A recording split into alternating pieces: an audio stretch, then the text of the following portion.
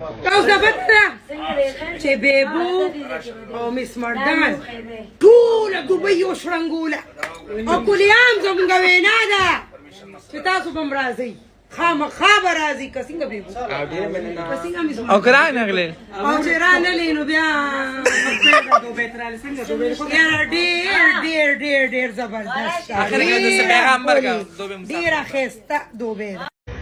سیمی خان تاسو ښه پیژنئ فلم سټار اور بیبو جی جان څنګه طبیعتونه دې ښه دي دوبۍ کې انجوای دې وکړه السلام علیکم څنګه ګرانو کتونکو ښه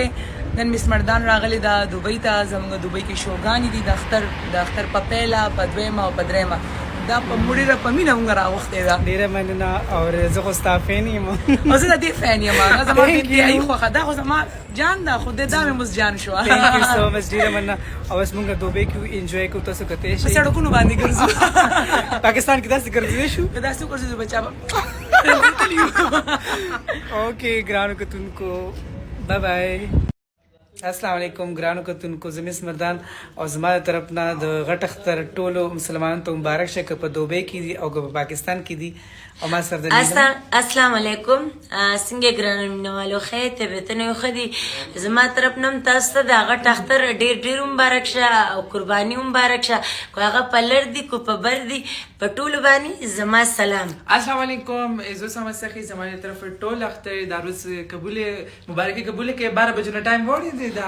اوریدل بس اختر شروع دی دوبۍ کې خو اختر دی نن او سبا ټول مینوال سره مونږ لایف پنیغه ان شاء الله ټول برازي ان شاء الله مونږ بس انتظار کوو اوکې الله حافظ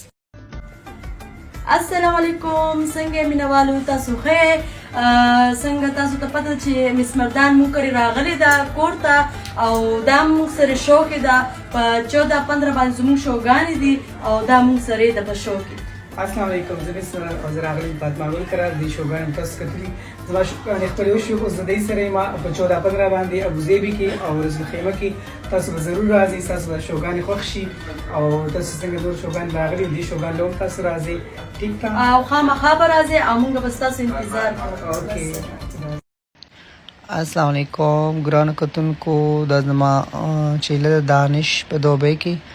دا مال مهندي کوي څنګه ده پهله ځل مهندي کوم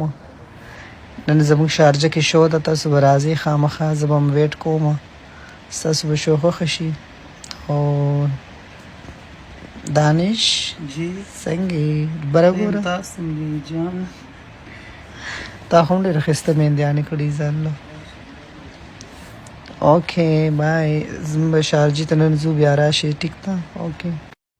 السلام علیکم ګرانو کتونکو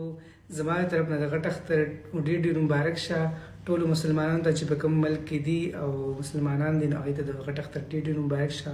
مبارکي قبوله کړئ او د ځان ډېر خیال ساتئ الله حافظ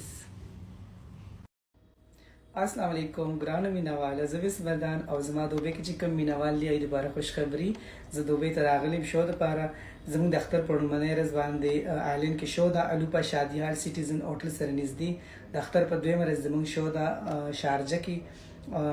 کې چې کومه شو ده مدینه کرکټ سټیډیم سره پاکستان سیګنل سره نږدې د اختر په درېیمه ورځ چې زموږ شو ده ابوظبي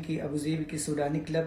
جوازات روډ سره نږدې دا شوګانې چې دي نو دا سلیم حیدر ارینج کړي دي ډېرې ښایسته شوګانې دي ستاسو به خوښې شي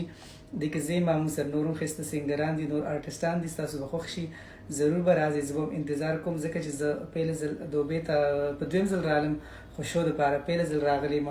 نو زه به خپل مینهوال هلته ګورم او هغوی به ما ګوري نو زه به انتظار کوم خامخا به راځئ ټیک ده زه ستاسو دپاره راغلی او تاسو به زما دپاره راځئ شوله نو زه به هم هلته انتظار کوم د ځان ډېر خیال ساتئ الله حافظ هغوی ته درخواست دی ګیټ نمبر 1 ته تشریف وړي ګیټ ته راتلو نه مخکې خپل ماسک ولګوئ توجہ فرمائیے وہ مہمان جو کہ ایئر ڈیوٹی پرواز کی 1612 سے شارجہ کوم رنگ دی کړي تور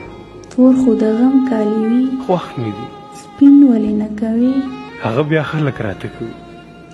کوم خلک هغه خلک چې اوس یې یوازې پرېښی یم ته ولې داسې ناهیلې یې